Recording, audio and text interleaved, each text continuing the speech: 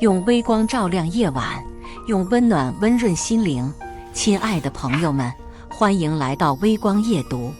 前世，我是个恋爱脑，没有看清渣男的真面目。丈夫让我辞掉月薪5万的工作，回家给怀孕的婆婆和小姑子当保姆。我照做了，以为能得到老公全心全意的爱，没想到却是他变本加厉的背叛和白月光出双入对。重活一世，我不再恋爱脑，不再为别人而活，拒绝破，做自媒体创业，当千万粉丝博主，轻松活出别样的精彩。本频道将为您讲述各种各样的人生故事，也许有些故事会让您热泪盈眶，有些则会让您感叹人生百态。记得点击订阅并开启小铃铛。晚上临睡前，丈夫刘林突然告诉我：“你干完这个月，你辞职回家照顾我妈和妹妹，他们再过几个月就要生了。”我一点也不震惊，我婆婆50岁还要生2胎，我不去。我平静地回道：“什么？”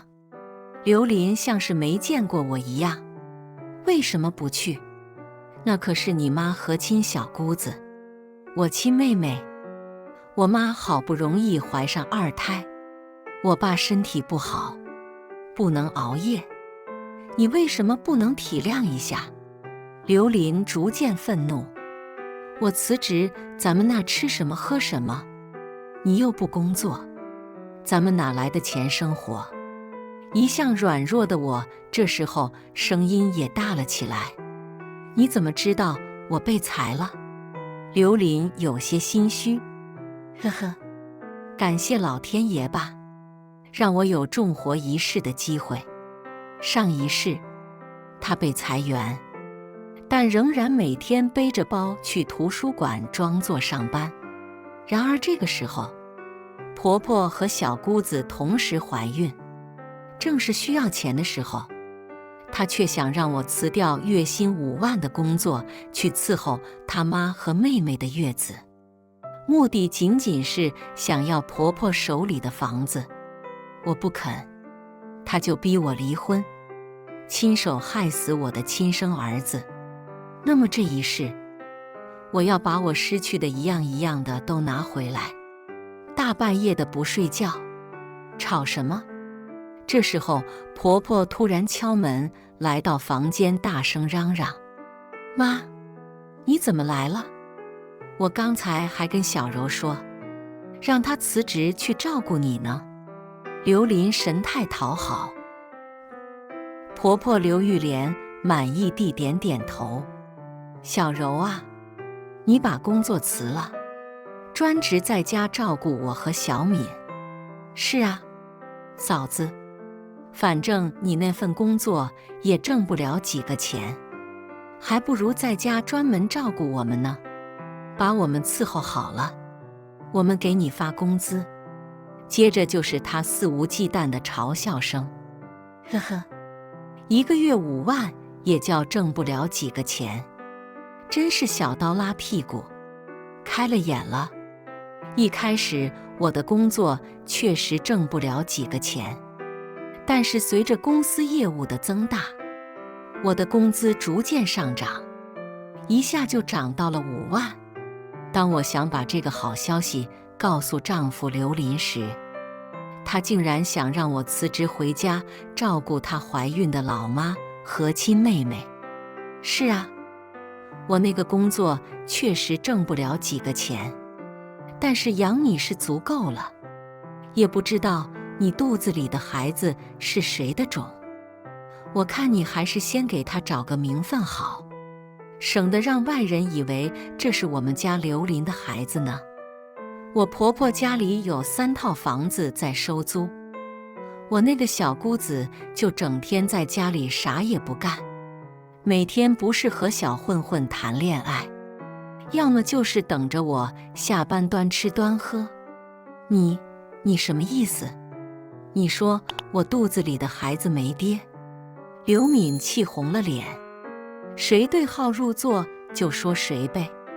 我耸耸肩，一脸的无所谓。你闭嘴！刘林瞪了我一眼，转头看向刘敏，没事，别跟你嫂子一般见识。刚才我们已经说好了，她明天就去提离职，专门在家照顾你。好的，那就谢谢哥了。刘敏甜甜地笑着，然后转回头鄙夷地看着我。某些人啊，要清楚自己的位置，不要妄想自己是这个家的主人。说完，搀着婆婆的手大摇大摆地走了。听见没有？明天就去提离职，不管你能挣多少钱，让你在家当包租婆还不行。不去，明天我们就离婚。刘林面色一冷，对我下最后通牒。呵呵，我以前做梦都想当包租婆，上一世的我确实也这样做了，可换来的是什么呢？是所有的卫生都要我做，是大夏天还要在大街上发传单、拉客人，是半夜还要到陌生的房客家里修水管，被人占便宜，还要被他嫌弃。第二天，我带着刘林来到了民政局。你这是什么意思？带我来民政局干什么？刘林疑惑道。当然是来离婚了。你不是想跟我离婚吗？骆芳柔，你搞什么幺蛾子？我什么时候要离婚了？废话少说，签字。我从包里拿出一份离婚协议，丢给他。你动真格的？刘林睁大眼睛，不可置信地看着我。当然是动真格的，我早就想离婚了。还有，我想知道你脑子有多大坑，居然想让你老婆放弃5万的高薪工作来给你妹妹当保姆。我想。刘林结巴了2下，一时说不出个所以然来。突然，他的电话突然响了。2分钟后，刘林挂断电话，疯了似的坐进车里，开着车走了。我看着逐渐远去的车影，微微勾了勾嘴角。我当然知道他想干什么。叮铃铃，我的手机响起，看了来电显示，果断接了电话。下一秒，婆婆尖利的责骂声从话筒里传出来。骆芳柔，你死哪去了？今天我和小敏去产检，你怎么还没来？还不快滚过来！挂断了电话，我打了出租就来到了妇产医院。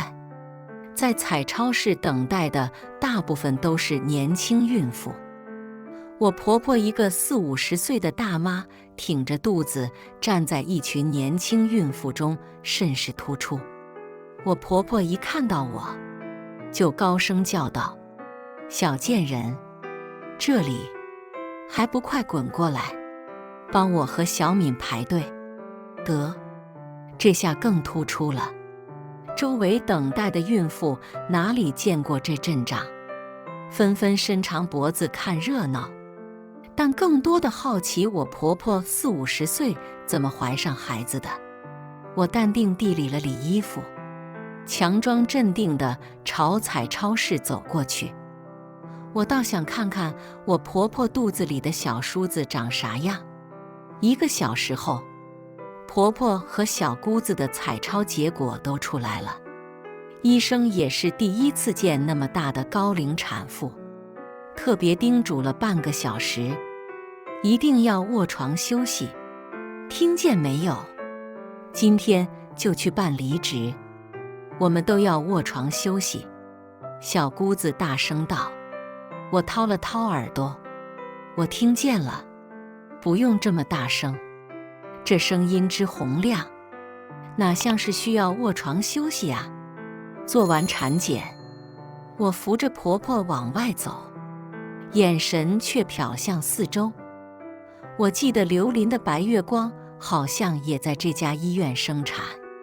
以前的我不知道刘琳为什么一定要我辞职回家照顾婆婆，后来我才知道她只是想照顾即将要生产的白月光，只是想让我代替她尽孝道，然后变成想打就打，想骂就骂的保姆。准确地说，我只是他们老刘家的保姆和生育工具而已。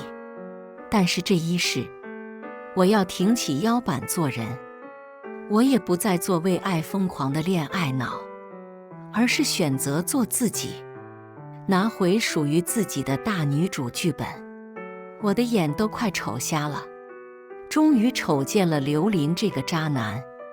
此时的他正小心翼翼地扶着另外一个长相可人的女人，最关键的是，这个女人的腹部高高隆起，他站在身边嘘寒问暖，那紧张的样子，生怕他摔着碰着。我冷笑一声，正想走上前给这个渣男一巴掌，没想到却被婆婆强力拽住。看什么？我儿子马上就下班了，你还不赶紧回家给他做饭？哼！你那个宝贝儿子此时正在小情人面前装深情呢，我不上去帮他一把，怎么凸显出大度呢？我用力拽开婆婆的手，飞速地来到刘琳的面前，使出浑身的力气给了她一巴掌。刘琳被我打懵了，下意识大声叫唤：骆芳柔，你发什么疯？我发疯？我问你，你身边的人是谁？我才是你的正牌妻子，我形象也不顾了，站在他面前如同泼妇骂街。你想错了，他只是我的一个朋友而已，她老公今天有事，让我陪她做个产检，你别大题小做。刘琳心虚道：骆芳柔，你就是这样跟我儿子说话的？你也看看你现在的样子，跟一个泼妇有什么区别？婆婆中气十足地朝我大吼：就是，我哥哪里做得不好了？我哥娶了你真是倒大霉了。刘敏嘴上嘲讽了几句，身子却下意识地往退，像个没事人一样冷眼看着，说我是泼妇，那我就让你看看什么才是真正的泼妇骂街。这样想着，我一屁股就坐在地上开始干嚎：大家快来看看呐，我老公被裁了，天天在家靠我养着，我老婆婆还差一脚，都40、50岁的人了，还要学人家生2胎，现在居然还想让我辞掉5万的工作来给他老妈和妹妹当保姆。大家快来看看呐！我这一嗓子不要紧，路过的一些病人也不看病了，纷纷都伸长了脑袋想要看热闹，其中还有正义之士对着我婆婆指指点点。吃软饭的见过，吃软饭就吃软饭，还把锅砸的还真没见过，真是长见识了。是啊，我倒是挺好奇，她婆婆是怎么怀孕的？老蚌生珠啊！这番话逗得在场的人哈哈大笑，婆婆的脸憋得通红，像个便秘的癞蛤蟆。我知道我婆婆这一生最看重的就是脸面了，刚才那些话简直就是把她的脸按在地上踩。她疯了一样朝我跑过来，大声尖叫道：骆芳柔，我跟你拼了！今天我不让我儿子跟你离婚，我就不姓方。那你跟我姓？跟我姓骆。我快速地从地上站起来，来到那个女人的背后。婆婆气得更狠了，血红着眼，伸出手眼，看着就要打到那个女人的脸上。刘琳突然大喊一声：“都别闹了！”吼完，她来到那个怀孕的女人面前，小声地安抚道：“刚才我妈吓着你了吧？你放心，我妈平时不这样的。”刘琳的这番话一出，直接坐实了她出轨的事实。哟，没想到今天来看病，还能见到一出正牌妻子抓小三的好戏。这次看病真的是值了。不过真给我们男人丢人，这男人不仅妈宝，还是个出轨，估计还家暴的男人。是啊是啊，在场的人男同胞们纷纷附和。你，婆婆伸出手在空中晃了晃，最后终于承受不住，晕了过去。妈，快打120！小姑子刘敏此时也不装哑巴了，第一个上前装好人：“你给我滚开！刚才我们被欺负的时候，你怎么不说话？不知道的还以为你是哑巴呢。”刘琳一把将刘敏推向一边，没成想刘敏没站住，她一屁股坐到地上，身下马上就流出了一大片血。血，我流血了。说完，刘敏也晕了过去。我双手环胸，冷冷地看着这周围的一切，心中一阵畅快。刘敏，你欠我的一条命，现在我终于拿回来了。上一世，我那个亲小姑子居然倒举着我儿子的双腿，一下一下地把头放进盛满水的水桶里，丝毫不管我儿子撕心裂肺的哭声。天知道，我当时想杀人的心思都有了。也因为这样，我儿子大脑缺氧，在 ICU 里吸了整整10天的氧气才从里面出来。但我儿子的智商却影响了一辈子，这让我怎么不恨？离婚，我必须要离婚，必须和那个恶毒的一家人撇清关系。一阵慌乱之后，我抱着手站在病房前，冷冷地看向里面所谓的亲人。婆婆半躺在床上，一边哭一边恶毒地咒骂：“我们老刘家上辈子是造了多大的孽呀！娶了你这个丧门星进门，名声没了，外孙也没了，你怎么不去死？”我靠在门边，谁说你外孙没了？他肚子里不是还有一个吗？我抬头看向刘琳身边的女人，婆婆立刻就停止了干嚎，恶毒地瞪了我一眼：“这里有你说话的份吗？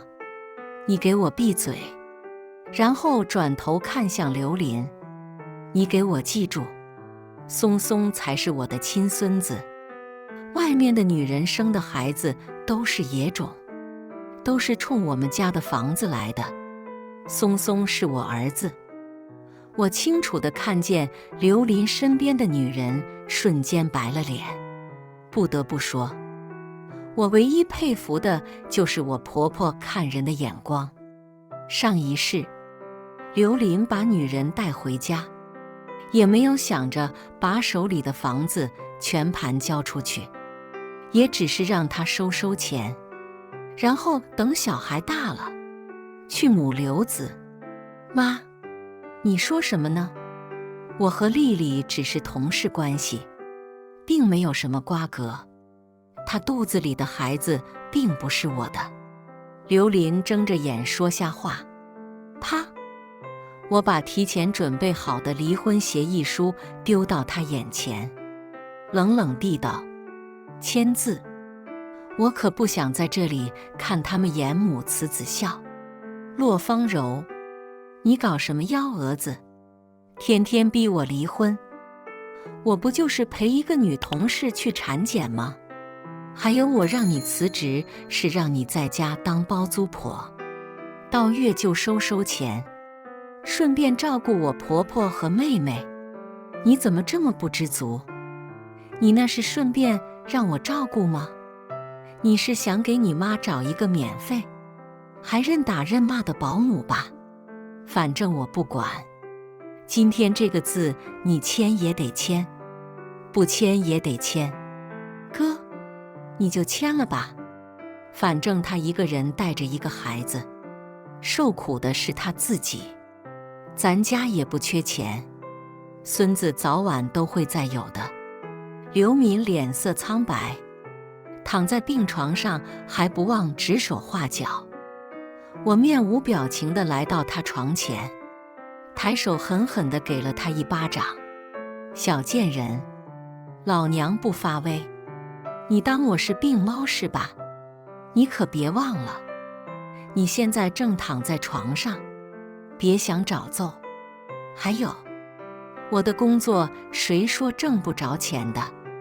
我一个月5万的工资，比你们所有人加起来还要高。哇哇哇！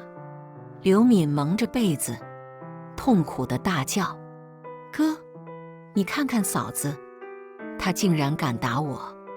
你要为我报仇啊！骆芳柔，你竟然敢打我妹妹，你还想不想过了？刘琳怒道：我今天还就告诉你了，我早就不想过了，赶紧的把字签了，我也不耽误你们夫妻双双把家还。都别闹了，还嫌不够丢人吗？是我公公。他大步走进来，先是给了刘琳一巴掌，不要脸的东西，这就带着外面的女人上门了，也不怕染上什么脏病。还有你，公公用手指着我，别以为你婆婆怀孕了，这个家就是你当家了，我还没死呢。要想你儿子好好的，就给我老实点。我倏然睁大了眼睛，他在用我儿子威胁我。你想怎么办？我败下阵来，照顾你婆婆生产完，不许跟我儿子离婚。公公强硬道。我心下一沉，但是想到儿子的安全，我还是咬紧牙关答应了下来。好，我答应你，但是我有2个条件，那就是我必须跟你儿子分房睡，小姑子必须出去找工作。你都答应，我明天就去提离职。我可不想伺候2个巨婴。公公考虑了几分钟，很快也答应了，得到满意的回复。我第2天就去提了离职。虽然那份工作还不错，但是没多久公司就倒闭了，所以我打算早点自立门户，创业搞自媒体。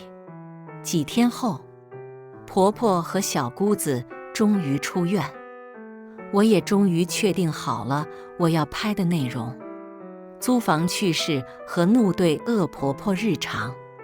说干就干，我把家里除了卧室、厕所，几乎都装了摄像头。一来是防止那2个人趁机报复，二来也是积累素材。但是让我没想到的是，刚回家第1天，婆婆就开始作妖了。骆芳柔，我今天要吃8菜一汤，还要给我和小敏炖1锅老母鸡汤，还要现杀的那种老母鸡。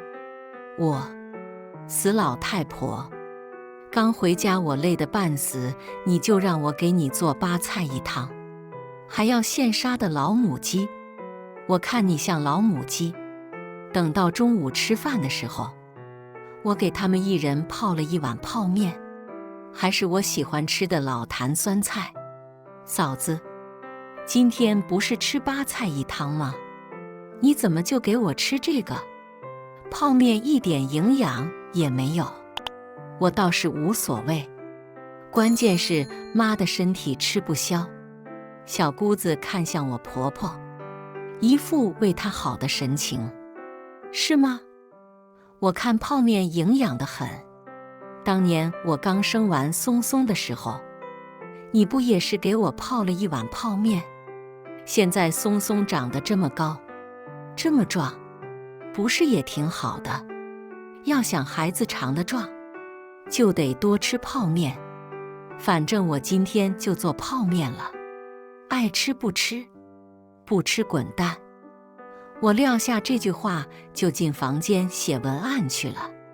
重活一世，还想让我给你们端吃端喝，当牛做马，做梦去吧！想到当年我怀孕坐月子的时候，给我做的就是红烧牛肉面，而且让我连着让我吃了1个星期。现在想起来，我没给你们下毒，就是我功德无量了。就这样，我连着给他们吃了1个星期的泡面。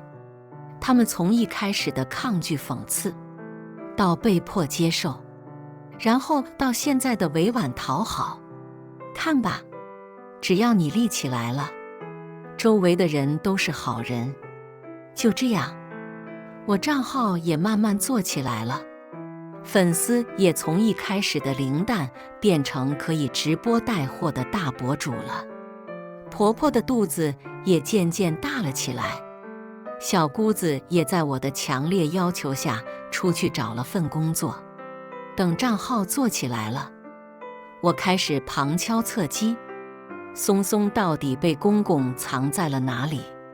就在我一筹莫展的时候，刘琳发了一条朋友圈，我打开了一看，哦豁，应该是忘记屏蔽我了，是一张女婴的照片，并配文：我最爱的女人今天辛苦了，我的小公主出生了，比心比心。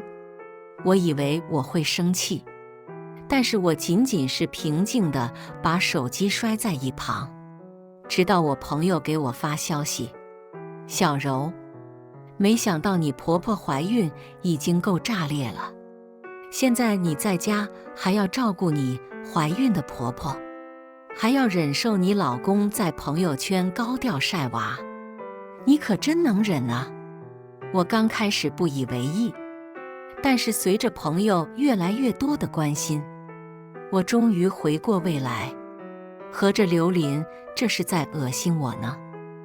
我说她这几天消失不见人影，原来是去医院给人当好丈夫好爸爸去了，这我如何能忍？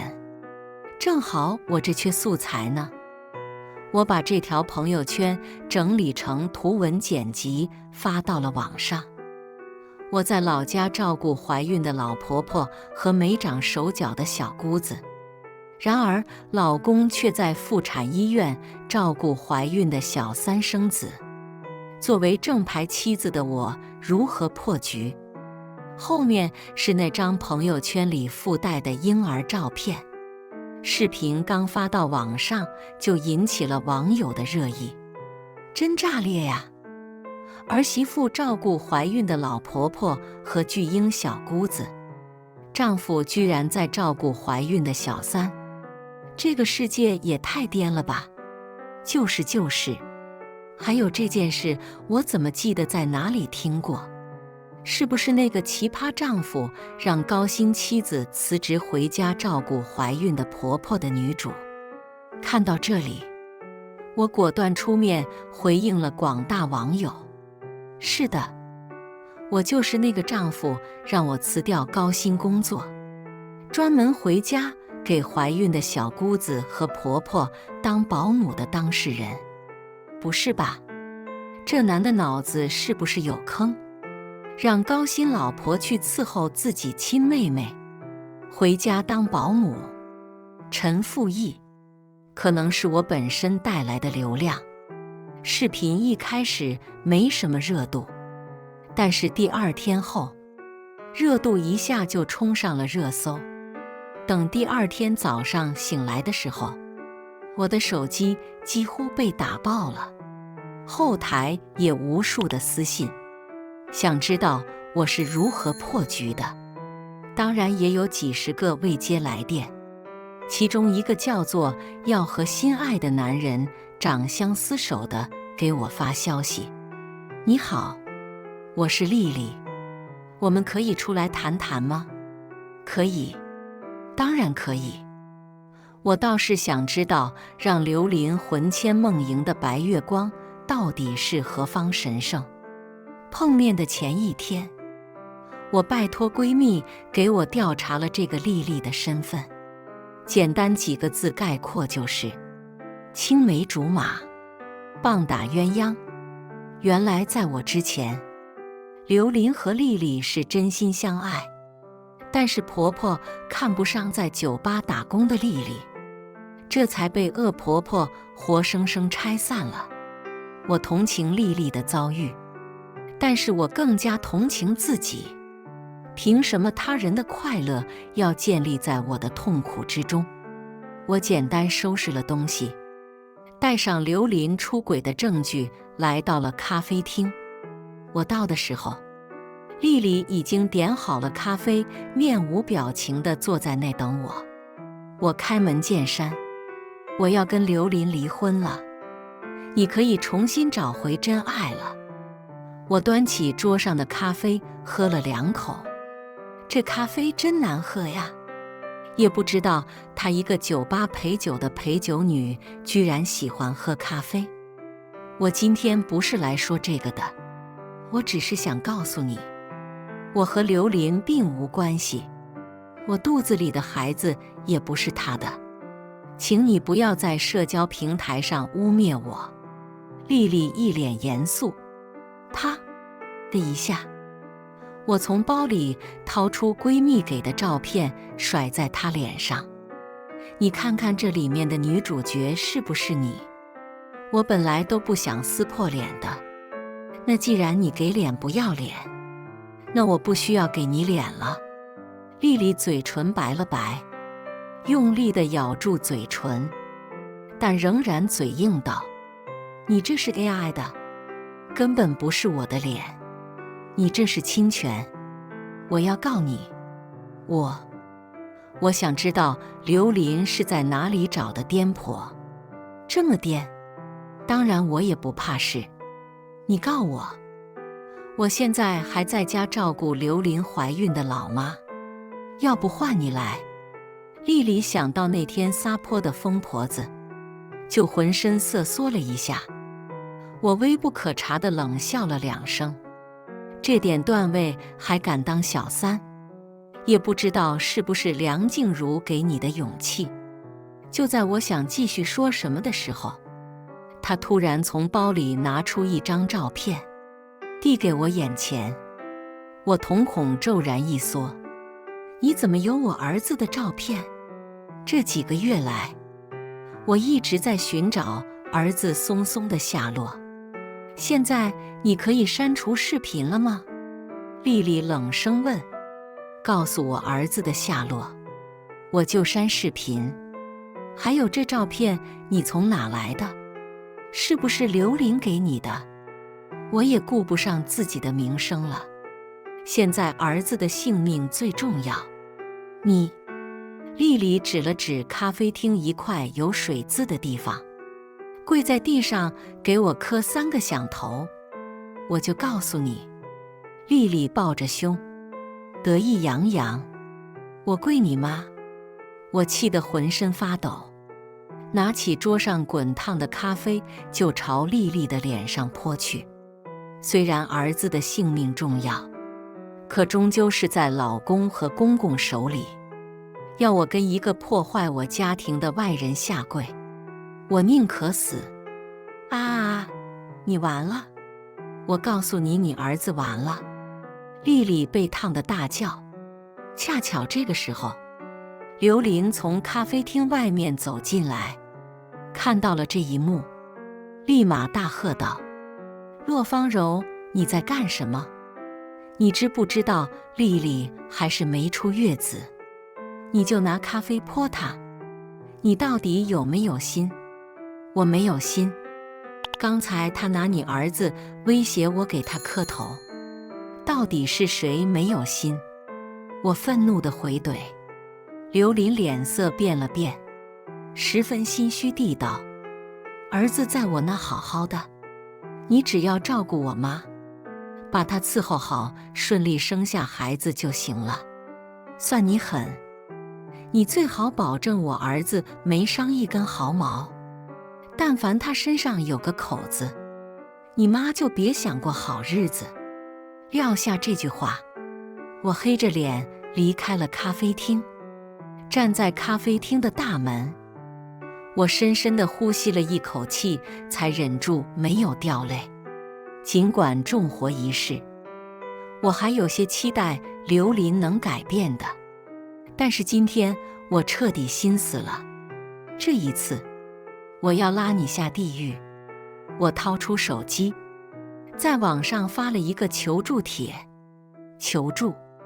老公当着我的面保护小三，还帮着外人用儿子威胁给小三磕头，我该怎么办？后面还跟着刚才我偷偷录下来的视频。视频一经发出，马上就迎来了新一轮热议，网友们都在讨伐第三者和渣男，也有很多正义之士为我出主意。妹子，听姐的话，赶紧转移财产，你老公已经不爱你了，现在赶紧离婚。今天能让你给小三磕头，明天就能杀妻骗保。是啊是啊，妹子赶紧带着儿子跑吧。随着热度越来越高，我趁热打铁又发了一条求助帖，感谢广大姐妹的支持。因为第三者手里捏着我儿子，所以我希望广大网友能帮我找儿子。接着我把儿子的身高体貌发到了网上，帖子底下都是愿意帮我的话，我心里暖暖的。没想到素不相识的网友们都比我家里的所谓亲人都要好。做完这些，我又给远在千里之外的爸妈打电话，一番哭诉之后，爸妈让我哥开车来接我回家。挂断电话，我知道这个婚必须要离了，儿子的抚养权我也要争取到。想到丽丽生的女儿，我有理由怀疑这到底是不是我老公的孩子。于是我在医院上班的闺蜜打了个电话，然而下一秒小姑子就跟我打电话，说婆婆要生了，公公联系不上，让我赶紧回家带婆婆上医院。公公联系不上，我嘴角微勾，巧得很，我倒是知道公公在哪呢。我没着急回家，我把婆婆要生的消息语音发给了刘琳，而我则循着记忆来到了一家夜总会。别看我公公之前批评我丈夫这么大义凛然，其实他就是个老不休，经常以出差的名义去一些酒吧、夜总会这种地方。眼下婆婆怀孕，他更是肆无忌惮。不知道这次婆婆拼了一条命在为公公生孩子，而公公却搂着别的女人寻欢作乐。不知道我婆婆是何感想。按照前世的记忆，我果然在一家夜总会看到了在舞池里疯狂扭动的公公。我咔嚓拍了高清图片存在手机上。做完这些，我才慢条斯理地打车来到了医院。到了医院，小姑子对我就是一顿输出。你怎么才来？你知不知道我刚才你害我被主管大骂一顿？关我屁事！我冷漠道。你……小姑子气得跳脚。别吵吵了，我肚子疼死了，刘坤那个死货怎么还没来？婆婆捂着肚子艰难道：恐怕公公今天不能来了，他现在在夜总会里搂着别的女人跳舞呢，现在恐怕躺在哪个小姐姐的床上呢。你说什么？婆婆脸色陡然一变，随后床单上有鲜红的血液流出来，小姑子看见了，尖叫着去叫医生去了。很快的，我给婆婆签了字，她就上了手术台。没过几个小时，刘林就回来了。一回来，小姑子就扯着嗓子在手术室门口告状：哥，都是这个女人，要不是她告诉老爸出轨的事，老妈也不会这么快上手术台，都是这个女人。刘林也黑着脸看向我，我挺起腰板也看向他。怎么的？我就是故意的，故意想让她流产的。你来打我呀！我晃了晃手里的手机。刘林怒不可遏，但是也不敢真的动手打我。他知道我现在逆袭成了一个粉丝几十万的大博主。他犹豫了几下，还是放下了手。2个小时后，医生从手术室里抱出来一个孩子，是个带把的男孩，但因为娘胎里营养不足，医生说要去住保温箱。保温箱1天200，需要住1个月，也就意味着丈夫和小姑子要出这一笔钱。小姑子最先表示：我没钱，别看我。刘林期待似的看向我，我果断拒绝道：我没钱。最终是刘林不知道从哪里弄的钱出了。接下来，我把全部心思都放在运营账号上，还有等待闺蜜的消息。终于在1个月后，我凭借着一条视频火了，粉丝来到了200万。我也终于接到了5位数的广告。闺蜜也给我发来了消息，说丽丽生的孩子根本就不是刘林的，丽丽之前被有钱男人包养过，所以她嫁给刘林就是想找个老实人接盘。1个月后，公公也出差回来，我开始期待婆婆的反应了。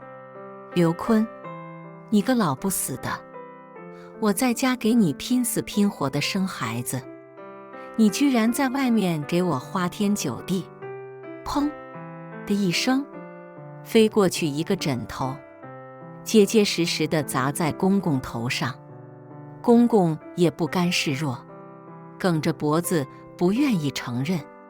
婆婆把照片甩到公公脸上，我清楚地看见公公的脸色一步步变成猪肝色，从一开始的理直气壮，到现在像霜打的茄子。这些照片都是那个贱女人给妈的。小姑子在旁边适时地转移矛盾：原来是你，原来是你干的好事，我打不死你。公公说着就要冲过来打我，我见状不对，赶紧招手叫来10个清一色的男打手，他们都是退伍回来的老兵。现在的我也算是比较有名的网络红人，配备点保镖，有备无患。你们想干什么？公公看见这几个壮如牛的保镖，有些害怕。大牛，二虎，把这个老逼灯给我打趴下，我回去给你们加鸡腿。我躲在后面大喊道。说完，大牛、二虎就拍着手来到了公公面前，一拳就揍了下去。一时间，病房里充斥着婆婆的尖叫声、公公的求饶声，还有小姑子的谩骂声。我在外面听着，只觉得身心畅爽。下一步，我要小叔子换我的儿子，趁着他们在打架，我去找医生抱走了小叔子。医院保安很快阻止了那个10个打手，维持了秩序，却发现小叔子丢了。我回到家，收拾完东西，我就给刘林发消息，明天上午10点，我要看到我儿子，否则就别怪我一命抵一命。我握紧了手机，在心里默念：儿子，明天妈就去接你。第2天10点，我带着10个打手来到了约定地点。刘林见到我，愿读地道：骆芳柔，我看你现在真的是越来越离谱了，竟然敢拐走我弟弟，你也不怕我报警抓你？我轻嗤一声：报警？报警也是我先报警。我儿子松松呢？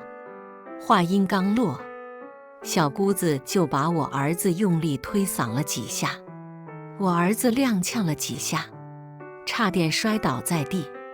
刘敏，你再推一下试试！我着急地大叫：看见没有？你妈在前面呢，你赶紧去啊！说完，他又用力推了我儿子一把，直接把他推倒在地上。刘敏，我实在是忍无可忍，把孩子交给身旁的大牛，冲上前就给了这刘敏一巴掌，一边打一边道：让你推我儿子，让你推我儿子，你给我去死！刘林想上前帮刘敏，但被二虎给阻止了。公婆也想上前，奈何一个刚生完孩子，一个昨天刚被教育做人。就这样，我酣畅淋漓打了刘敏2个小时，打得他哭爹喊娘，满地找牙。打高兴之后，我一把拽过松松，蹲下身紧紧抱在一起。2分钟后，我又仔仔细细检查了一遍儿子身上有没有挨打的痕迹，有没有被虐待的痕迹。好在刘林还能念及松松是他亲儿子，没有缺他吃，也没有缺他喝，只是把他关在房间里玩玩具。儿子成功来到了身边，我丢给刘林之前打印好的离婚协议，这是协议，麻溜得赶紧给我签字。刘林这下彻底明白我想干什么了，恶毒道：不签，我死都不签。签协议让你分走我们家的财产，你想得怪美。还有你休想带走我儿子，松松只能是我们家的独苗。他想一把抢走我手里的松松，但我岂能让他如愿？更何况我这里还有10个打手。我拽紧儿子，一声令下，抓着他的手，把协议签了。大牛！二虎得令上前，就抓着刘林的手按了手印。签完了协议，刘林还想挣扎，想上前把协议抢过来。我上前一把抓过刘林的脸，啪啪啪，就是3巴掌。上辈子的我太憋屈了，不仅时刻担心我被刘林赶出家门，还要忍受小姑子的刁难。记得最清楚的一次，就是因为一件小事，刘林让我当着很多人的面向婆婆磕头认错，不磕头就要把我和儿子赶出家门。我当时怂，含着泪也磕了。那一刻，我只觉得我碎了满地的自尊心。重生后，我暗暗发誓，今生今世我不会为任何人磕头，也不会失去我的自尊。重活一世，最先让我磕头的居然可恶的小三。当初他拿我儿子威胁，让我磕头的时候，我只想抽他的脸。想到这里，我拿出之前打印好的亲子鉴定，扔到刘琳脸上。你不知道吧？你最爱的人给你生的孩子其实不是你的，丽丽不过就是个被老男人包养的贱人，而你是头上绿油油的王八龟。你说什么？你再说一遍，谁是王八龟？刘琳脸色一变，大声地咒骂。我说你是绿毛龟，要不是我，你在帮别人养孩子。坐在凳子上，轻飘飘地道。刘琳终于忍不住发怒了，愤怒地转过身，朝丽丽的脸上甩了几巴掌。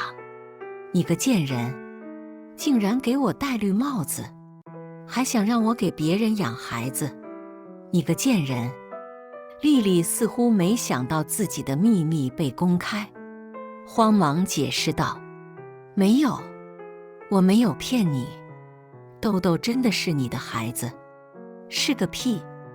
这白纸黑字上面写得清清楚楚，我和豆豆并没有亲子关系，我打死你！说完，就是噼里啪啦的拳头落下来，丽丽被打得抱头鼠窜。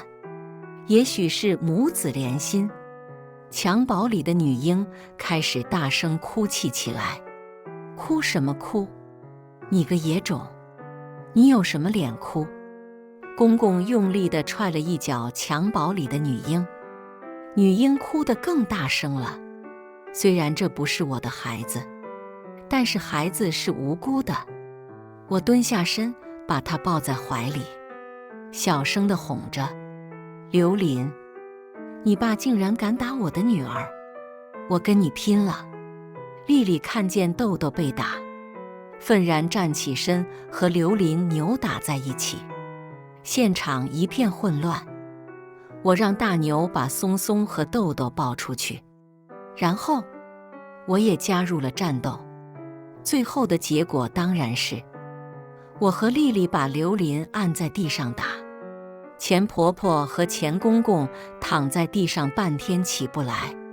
出完了气，我和丽丽一起走出门。走出门，我和丽丽相视一笑。最后，在丽丽的帮助下，我找到了刘琳出轨的证据，还有她私下里收受贿赂的证据。我把这些全都打包在一个文档，直接邮箱直达刘琳上司。我也搬出了刘家，靠着在这些年积攒的积蓄，还有我靠自媒体挣来的钱，在3线城市全款买下一套房子。丽丽也决定痛改前非，找了一份简单的工作，她是养孩子。3年后，我去送孩子上学，偶然遇见了同样前来送孩子上学的丽丽。你孩子也在这上学呀？我笑着跟丽丽打招呼。这3年来，我们都在各自努力，但私下里也会有很多联系。丽丽点点头，约定送完孩子去喝点咖啡。坐在咖啡馆里，我突然感慨万千。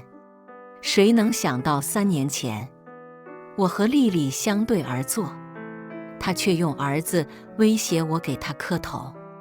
而3年后，我和丽丽能愉快地说话。以前是我错了，居然还想让我柔姐给我磕头。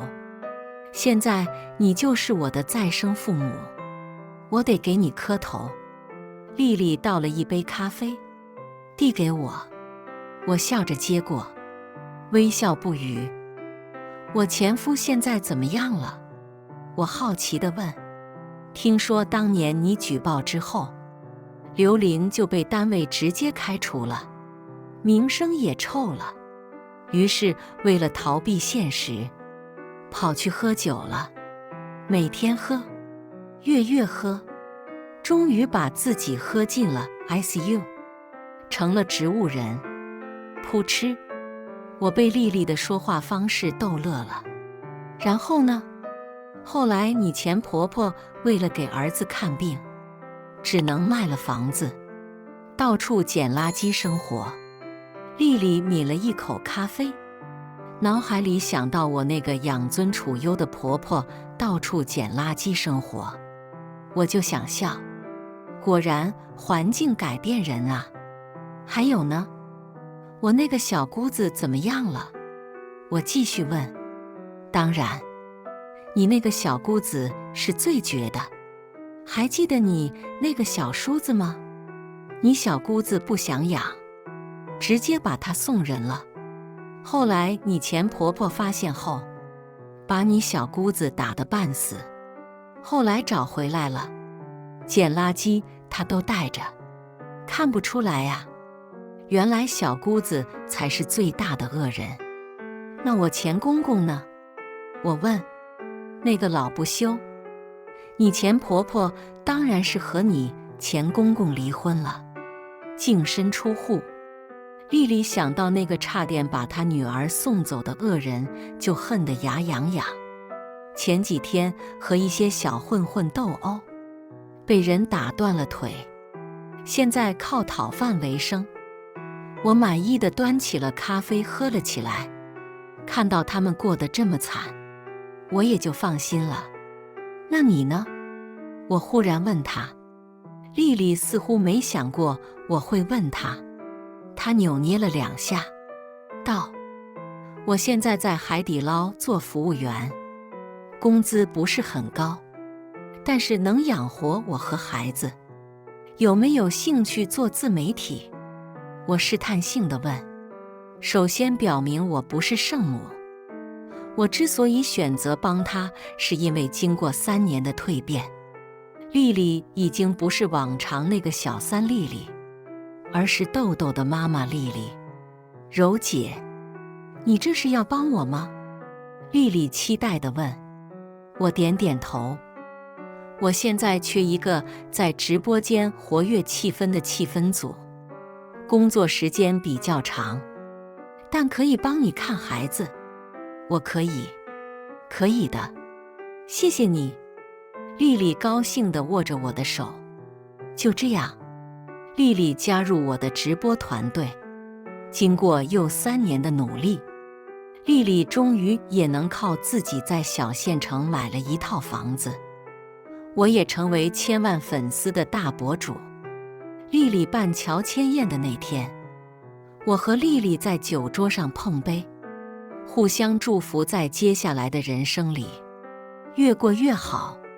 我们始终相信，只要脚踏实地的努力，我们都会过上想过的生活。故事完。接下来是我们本期第2个故事。婆婆逼着我跟老公离婚，只因我不同意，将娘家拆迁分到的2套房送1套给小叔子。这一切就发生在晚饭时分。那会儿我还在厨房里炒菜，婆婆就招呼小叔子一家子吃起来了。老公心疼我，让我炒完这盘菜赶紧入座吃饭，就怕买回来的半只烧鹅一点都不给我留。毕竟这种事情时常发生。我炒完最后一盘菜，端上桌，刚入座，筷子还没动，就听到婆婆问道：苏叶，你分的2套新房，准备写谁的名字啊？我的名字啊。我想也没想就脱口而出，那是父母留给我的老房子，位于郊区。我出嫁以后就一直闲置着，因为地理位置太偏，想出租都困难。没想到最近半年，那一带被开发商收购，将建成商品房，而我的房子居然可以换2套商品房，还是带学区的。最近正准备签字办手续，怎么可以写你的名字？婆婆惊诧地说道。为什么不能写我的名字？我一下子被婆婆搞糊涂了。我名下的房子，而且是婚前房，拆迁分下来的房子，为什么不能写我的名字？写你的名字，以后故意不就变成入赘了？婆婆不悦地应道：妈，这跟房子名字又没有关系。我哑然失笑地解释着：是啊，妈，这跟写谁的名字没关系，都是一家人。故意附和着：怎么会没有关系？你可要搞清楚，是你嫁到我们顾家来的，不是我们故意入赘你们苏家。房子自然是要写户主顾意的名字，哪有写你的道理？婆婆振振有词地反驳道：可是那房子是我爸妈留给我的，那你是不是嫁到我们顾家来了？既然嫁到我们顾家了，那房子就是你的嫁妆，大的那套就写顾意的名字，小的那套写顾和的。婆婆理直气壮地直接下命令安排了起来。写顾和的，我有些懵了。写老公的名字，我能理解了，毕竟是夫妻。但写小叔子的，这是什么理？对呀，反正2套房子你们也住不完，分一套给顾和正好。过2年，小杰也要上幼儿园，听说那边会配套幼儿园和小学，到时候小杰就可以来城里上学。婆婆说到这里，忍不住眉开眼笑起来，表情分明在说，这是她最宝贝的孙子小杰，而大儿媳苏叶嫁到他家3年，连个蛋都没给他们顾家下。房子我不会登记在别人名下的。我言简意赅地拒绝道。一直以来，婆婆就偏心小叔一家，经常拿我家的东西去接济他们。平时我就睁一只眼闭一只眼，想着怎么说也算是一家人，不要太计较。没想到现在还打起我房子的主意。苏叶，你这话是什么意思？婆婆顿时不满地拍着桌子，起身大声呵斥着：这个家什么时候轮到你来做主了？这个家我是做不了主，我自己的东西我还是能做主的。妯娌脸色变了，看我态度坚决，知道这次将婆婆搬出来没用，就讨好地说道：大嫂，我们也不是要你的房子，就是想着将户口记在你房子名下，这样小杰就能上市区的公立幼儿园。等小杰上学后，房子再改回到你名下，你看这样可以吗？我的房子不会登记在别人的名下，我还是同样的态度。你怎么这么死脑筋啊？都说了户口记在你房子名下而已，又不是要你的房。婆婆急了，我没有说话，反正还是同样的立场。房子一旦登记到小叔名下，我就别指望要回来了。他们一家什么德行，我早看透了。转头瞟了一眼婆婆最宝贝的孙子小杰，长得跟小叔子不能说不像，只能说完全不相干。之前在村子里也不是没有听说过一些风言风语，只因跟我没有关系，没在意罢了。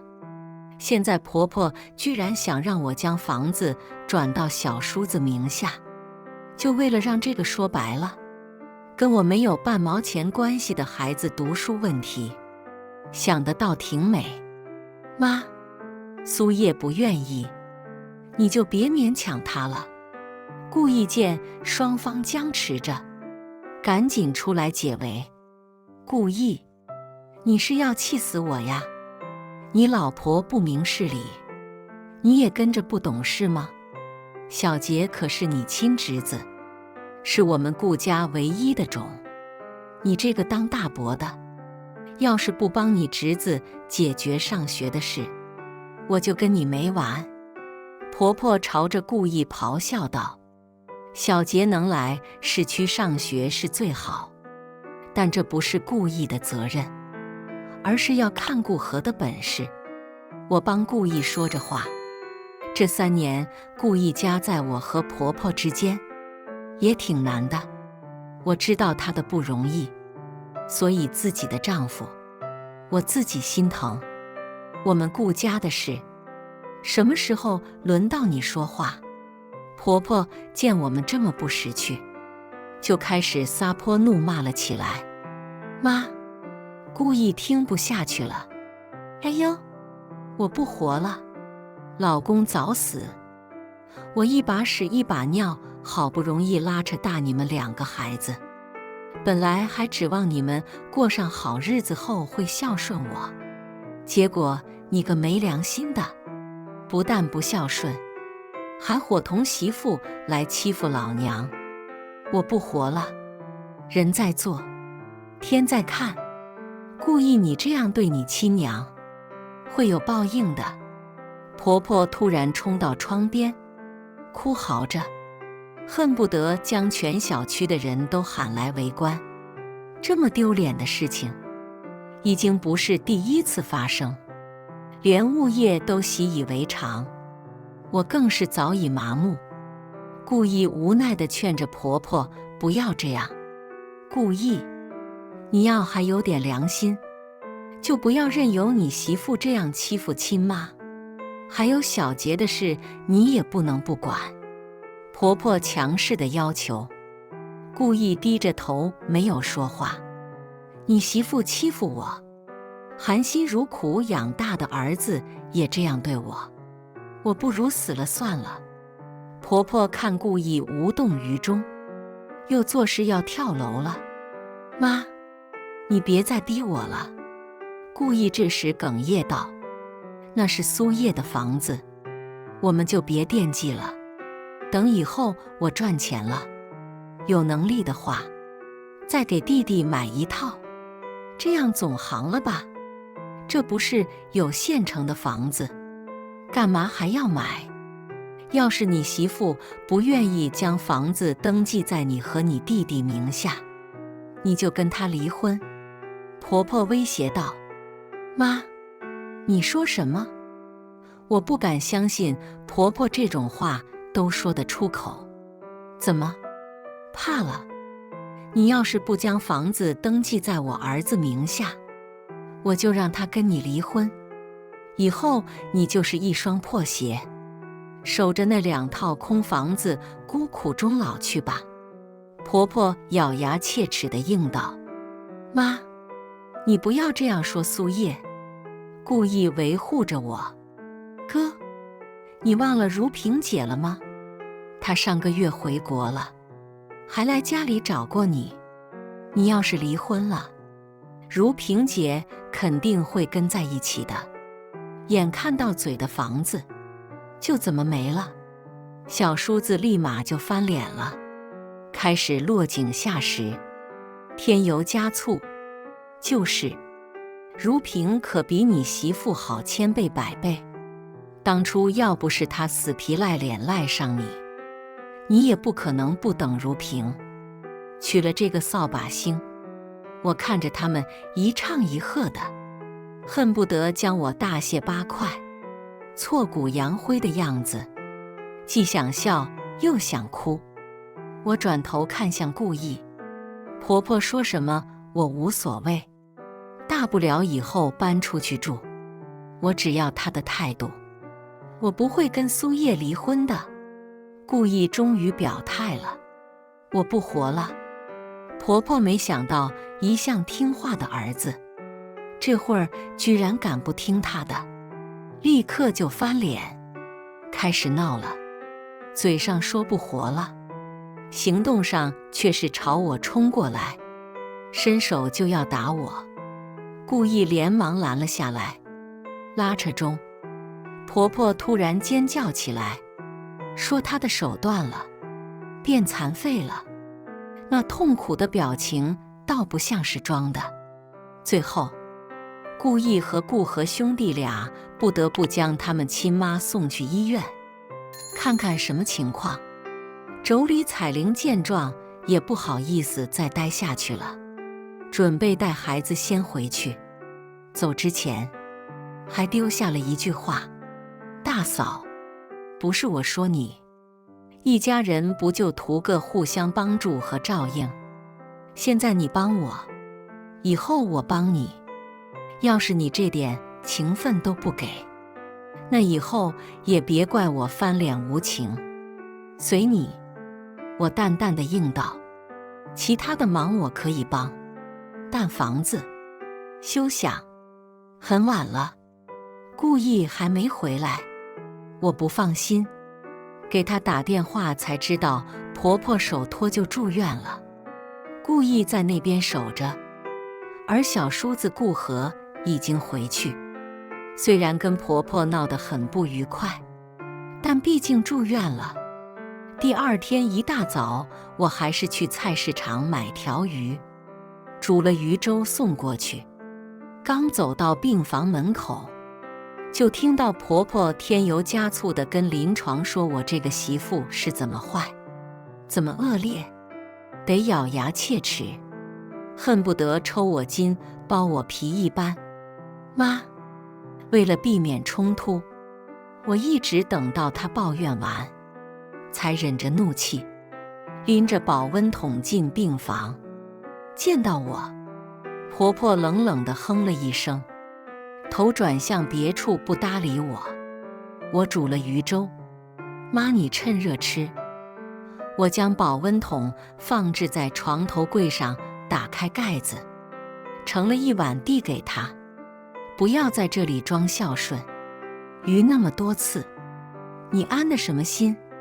婆婆看都没看一眼，抬手就是一扫。啊！砰！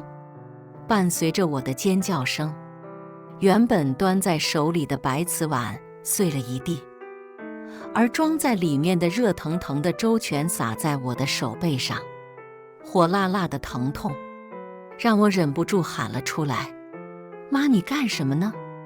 不知何时回来的顾毅冲了进来，抓起我的手臂，双眼通红地冲婆婆吼了一声，忙拉扯着我冲进洗手间，将我被烫到的手塞进水龙头下，用水冲凉。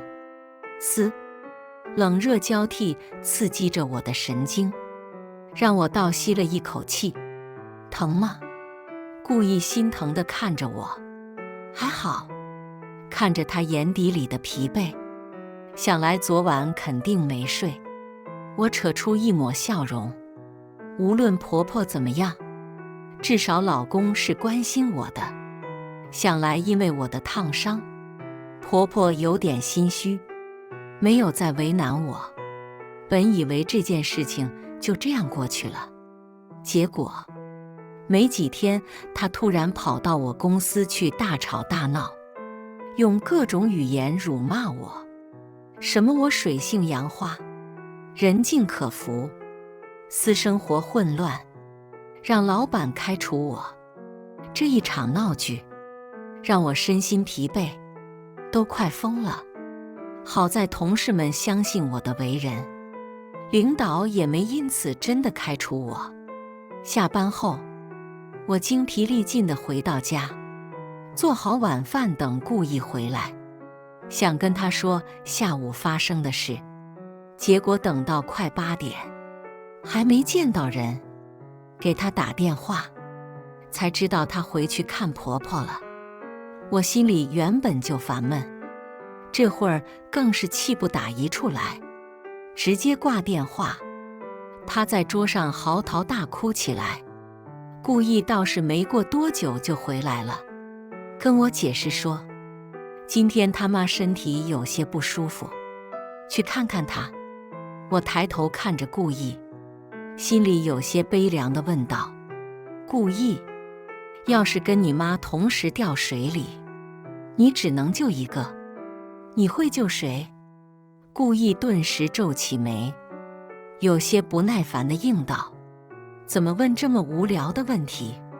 我苦笑了一下，如果是以前，我也觉得这样的问题很无聊，而现在却是我的处境。婆婆现在的意图再明显不过，就是要逼着我忍不下去，跟顾意闹，让她后悔娶我，跟我离婚。你妈下午跑到我公司闹，说我在外面有野男人，还让我老板替她主持公道，开除我。顾意错愕地看着我，你是说真的，还是跟我开玩笑的？你说呢？我看着顾意没好气地反问着。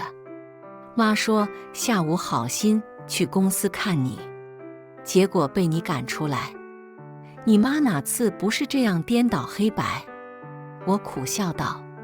顾意沉默了一会儿，才开口道：苏叶，我妈她年纪大了，性格变得古怪，你就别跟她计较了。呵，又是忍让。前几天我还觉得顾意是站我这里的，这一刻我却不这么想。也许他是爱我的，但在孝道面前，我不如一粒尘埃。顾意，你每一次都让我忍让忍让，你知不知道，就是因为我忍让，你妈才会一次又一次的得寸进尺。我的心一点一点地沉了下去，泪水抑制不住地溢出眼眶。那你想我怎么办？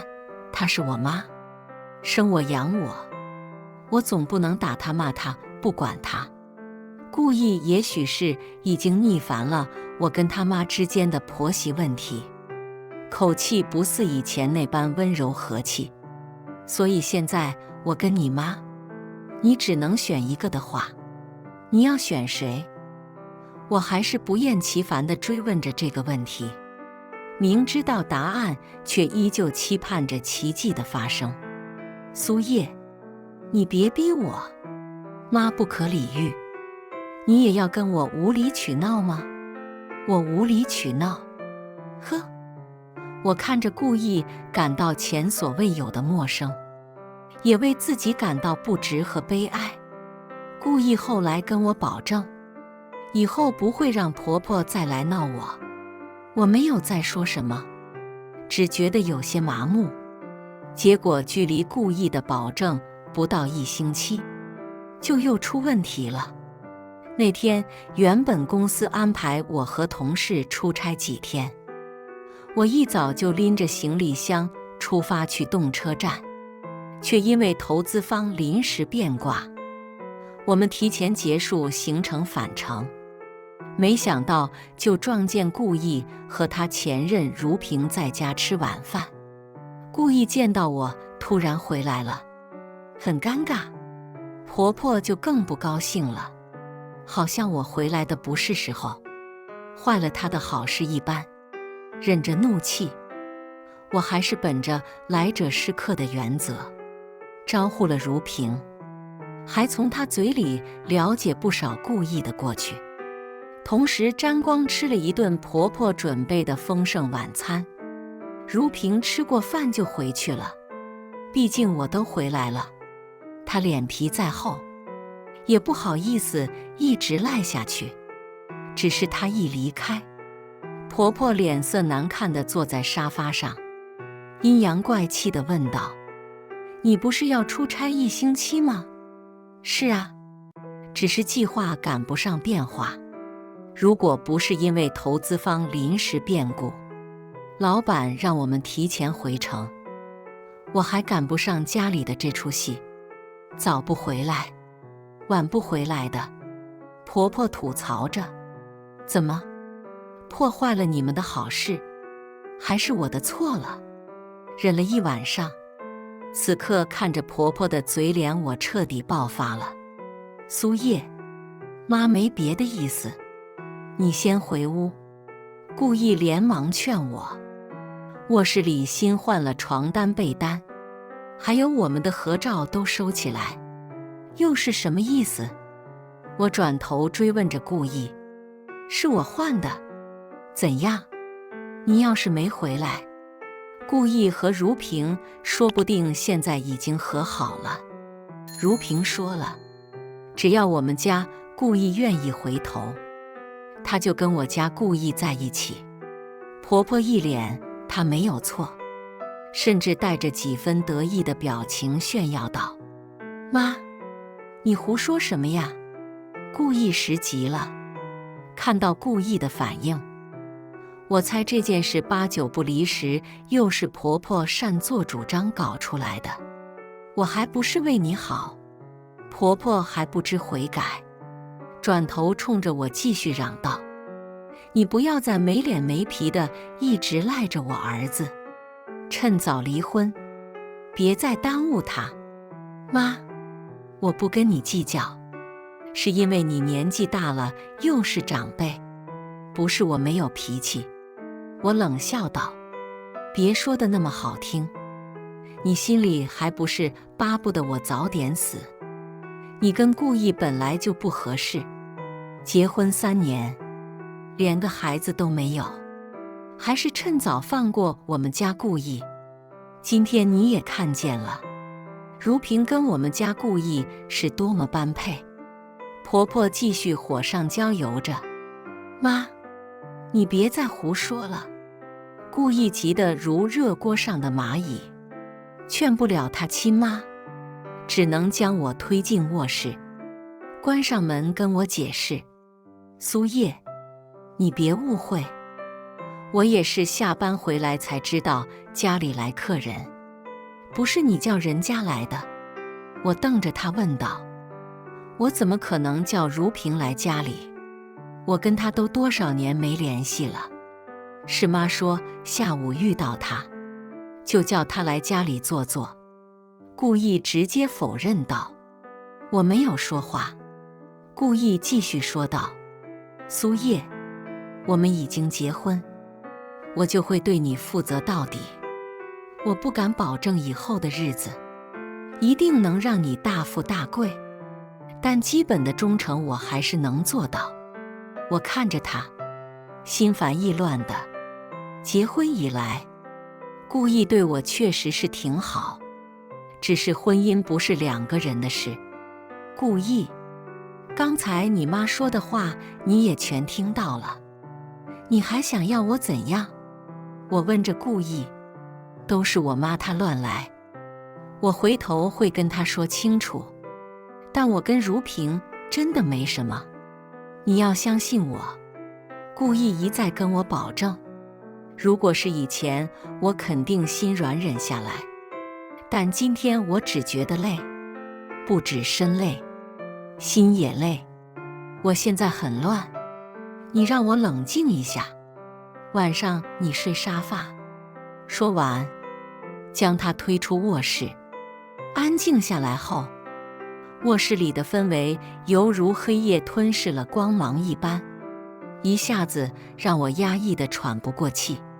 走到现在这地步，已经不是我不跟婆婆计较，她就不会再兴风作浪。我越忍让，她只会越来越得寸进尺，不达目的不罢休。而我的忍耐已经到极限，特别积满的事情，严重触犯了我的底线，我不可能再忍下去，当做什么事情都没有发生过。这个晚上，我想了很多，想起了我和顾意过去的点点滴滴，想到我的生活，我的婚姻，还有我的未来，一夜无眠。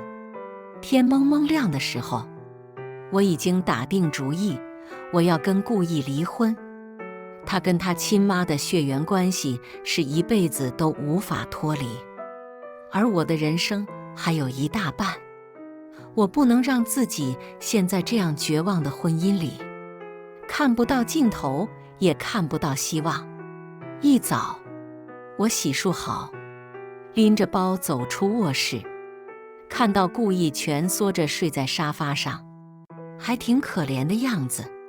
说实话，我还是有点于心不忍，故意听到动静，一下子爬了起来，小心翼翼地看着我，估计也意识到这次事情处理不好，对我们夫妻的感情影响很大。我静静地看着他，想着待会叫他出去说，还是等下班后再约他。故意已经起身走过来，然后毫无预兆地在我面前跪下，或者说突然脚下一软，就这样跪在我面前，吓了我一大跳。而婆婆从她的卧室出来，正好看到这一幕，疯了似的扑过来，狠狠扇了我一巴掌，骂我算什么东西，居然让她儿子下跪。毫无防备的我，一下子就被打趴在地上，耳朵嗡嗡直响，脑袋瞬间空白。从小到大，我爸妈都没打过我。妈，你干嘛？故意急忙过来扶我。我打死这个妖精，敢让我儿子下跪。婆婆还不解恨，冲过来继续打我，就好像要将我撕成碎片，她才能咽得下这口气一般。故意护着我，错手推开了婆婆。妈，你别太过分了。婆婆跌倒在地，一下子就愣住了，没想到儿子敢这样对她，下一秒就鬼哭狼嚎起来，又开始老调重弹地控诉我多么没人性，虐待和欺负她这老太婆子，从头到尾没提她儿子一句不是。要是以前遇到这种事，我肯定是满腹的委屈和悲哀，但今天只觉得可笑，而我居然忍了3年，这样可笑的婆媳关系，最后还是以故意将我推出门，示意我先去上班，他回屋哄他亲妈告一段落。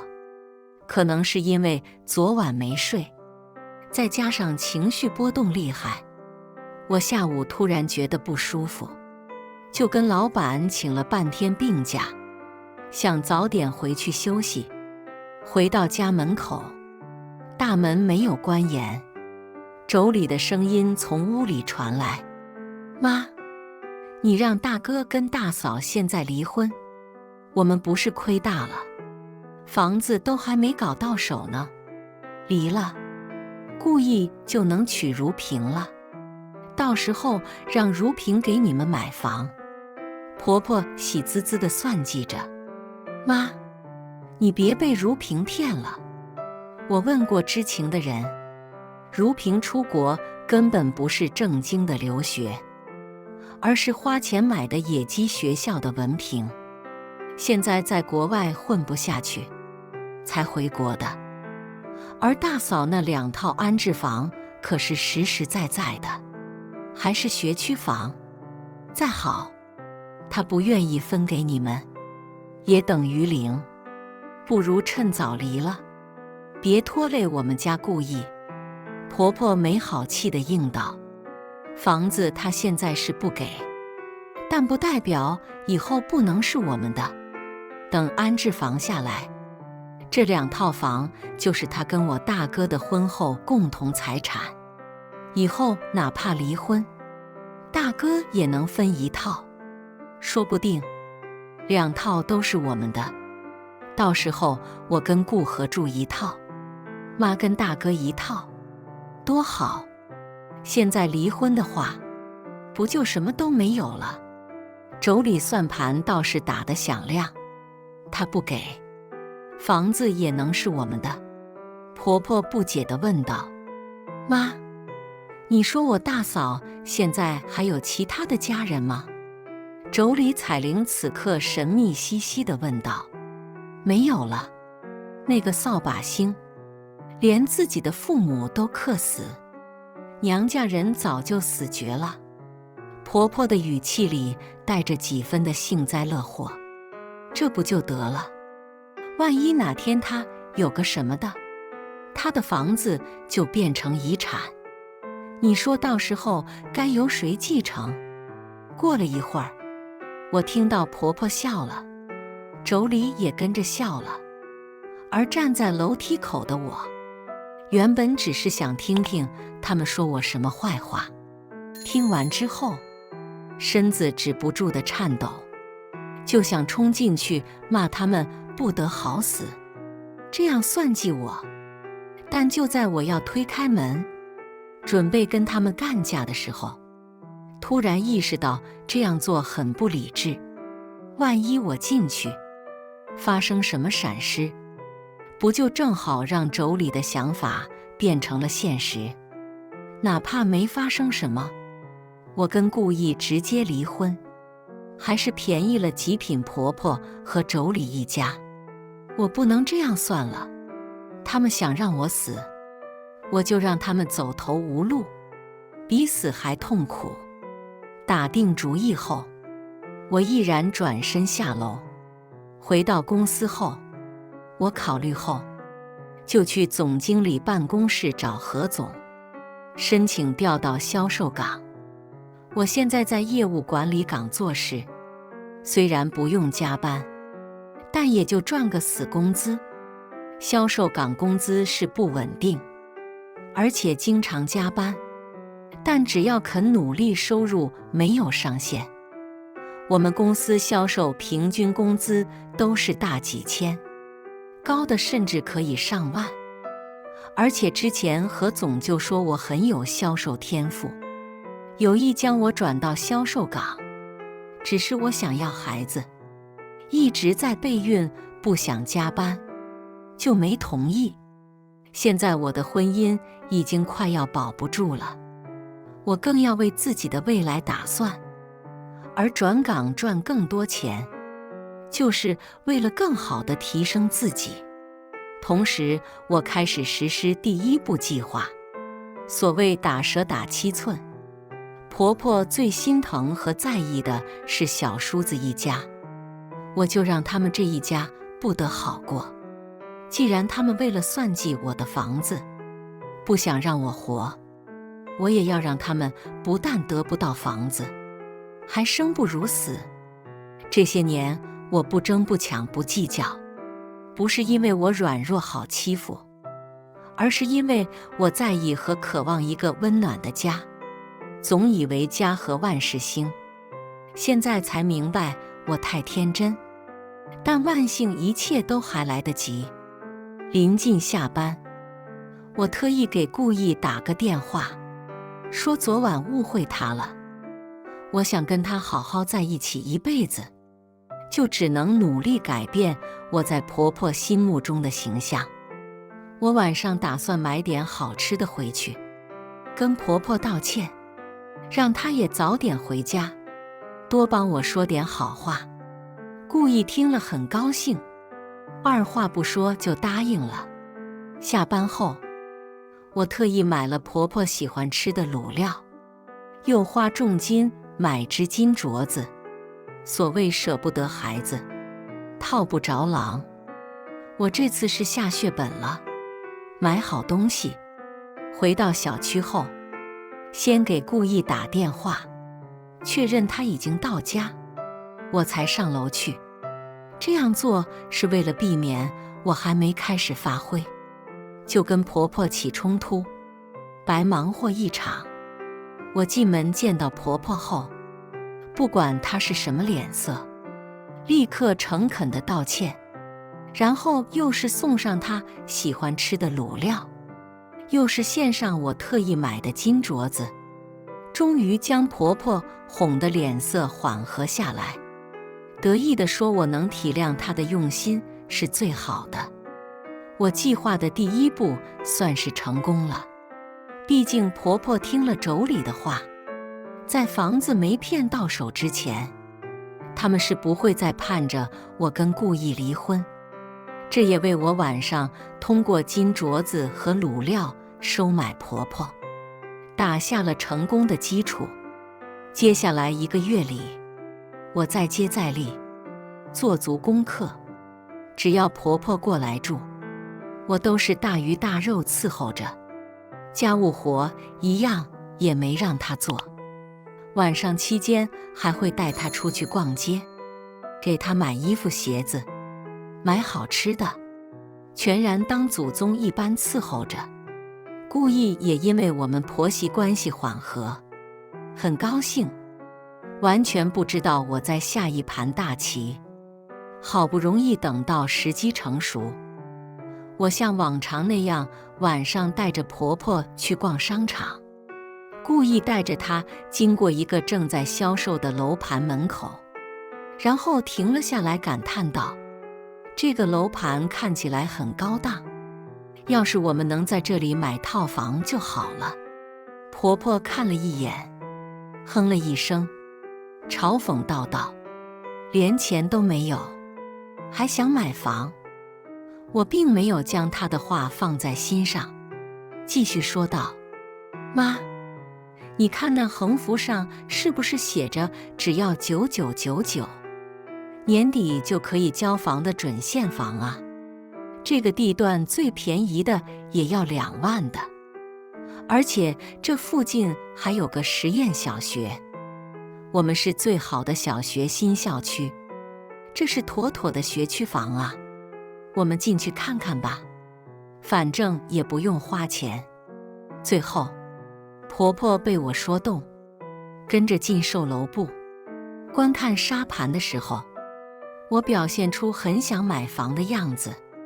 很快就有销售来招呼我们，我问了销售很多问题。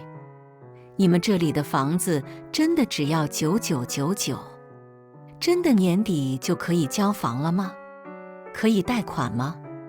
等等，我知道婆婆关心的问题，与其说是我想知道，不如说我是特意帮婆婆问的。最后，我抛出了一个最重要的问题，那就是我们现在首付不够，有办法买吗？其实我会这样问，是因为我已经提前了解过这个楼盘，在我们这个3线接近4线的城市，商住2用房的房价比正常的住宅房价要便宜1半，再加上这2年房产行情不是特别好，开发商为了促销，推出了首付分期的优惠活动，首次支付一笔钱后，剩下的首付差额可以分2年还给开发商。我算过，只要手头上有个7、8万的现金，就能买下这里一套50平的2居房子。我手头上有2万的存款，小叔子家只要有点存款，再想办法凑一下，就一定能买下这里的房子。销售介绍完后，我还一脸惊喜地确认道：你是说只要我们手头上有个7、8万就可以买了？是的，剩下的部分可以跟开发商上借款，分期还。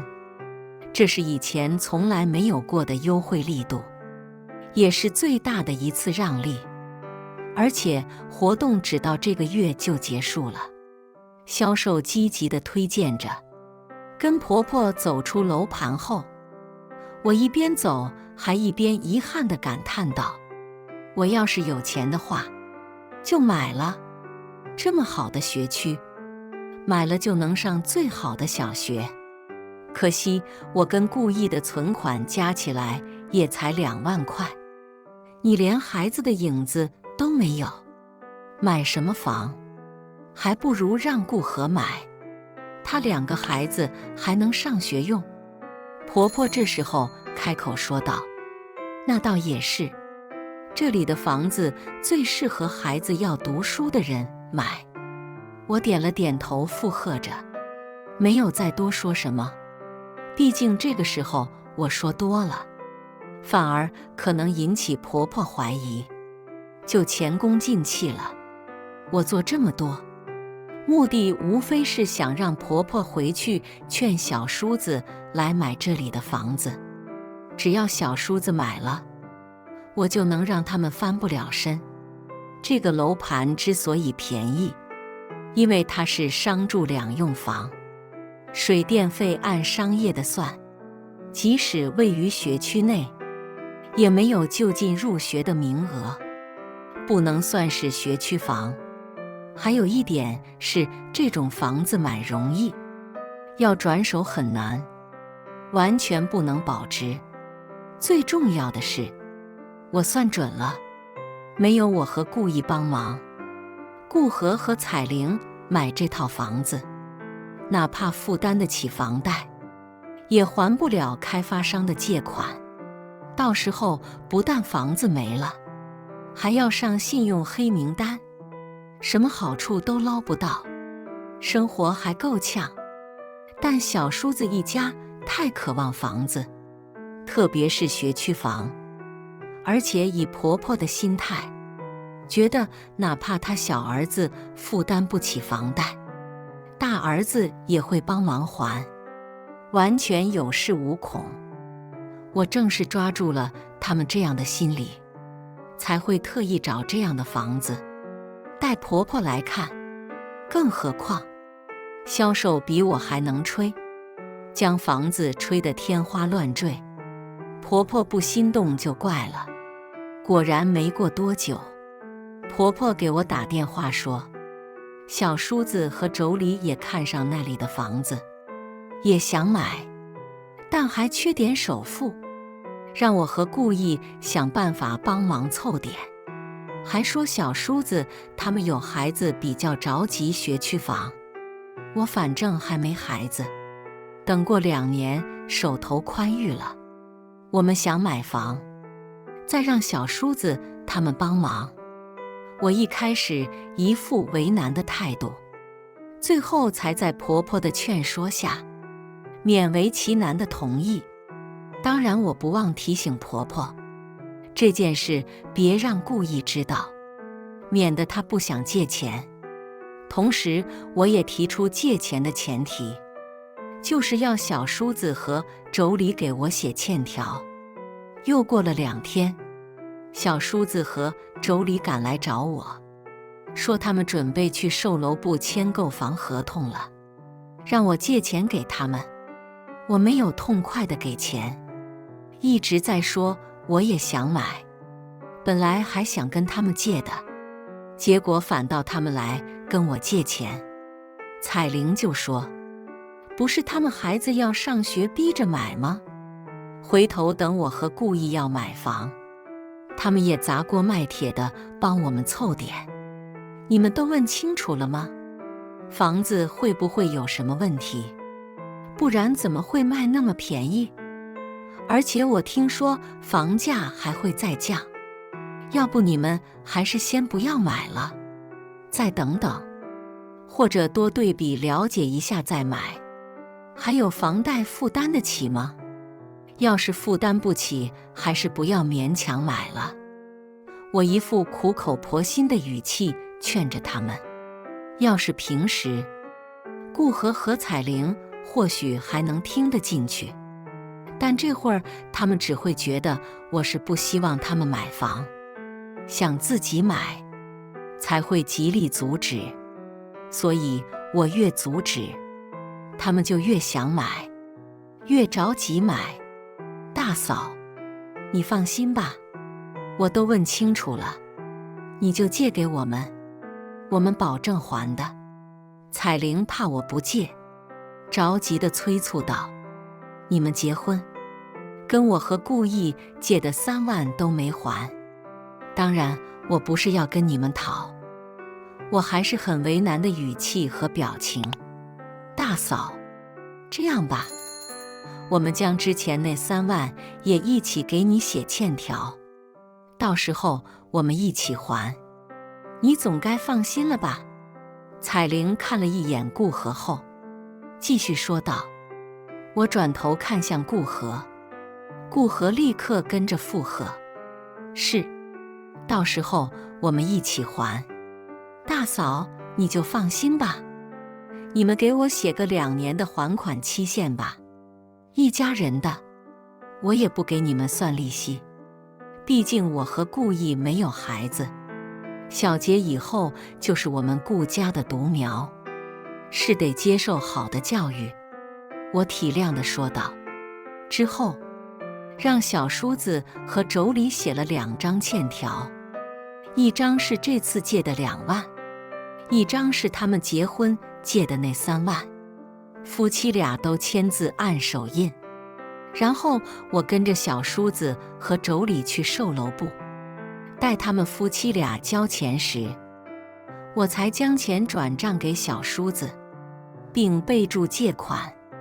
当然，之前借钱以及劝阻买房的过程，我也不忘录音，就是为了以防万一。我借钱给你们买房的事，你们先不要跟顾意说，他也一直想买房。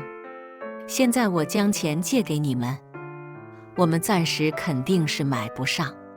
他知道后，肯定要不高兴，到时候又要怪我。走出售楼部后，我不忘交代：好的，谢谢大嫂，我们不会跟大哥说的。顾和答应着：是啊，大嫂，你就放心吧。我知道他们心里肯定在想，这钱他们借走，就不准备还，自然不可能大张旗鼓去说，他们又怎么会明白？我只要拿着他们夫妻俩签名的欠条，即使讨不回来钱，也能让他们夫妻俩包层皮。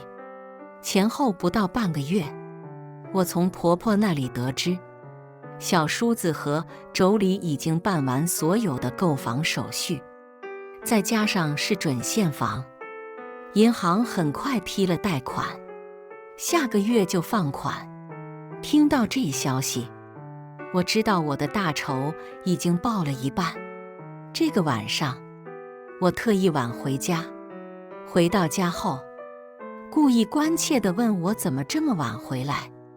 我说心情不好，到处走走，然后顺势提到我想存点钱买房的打算。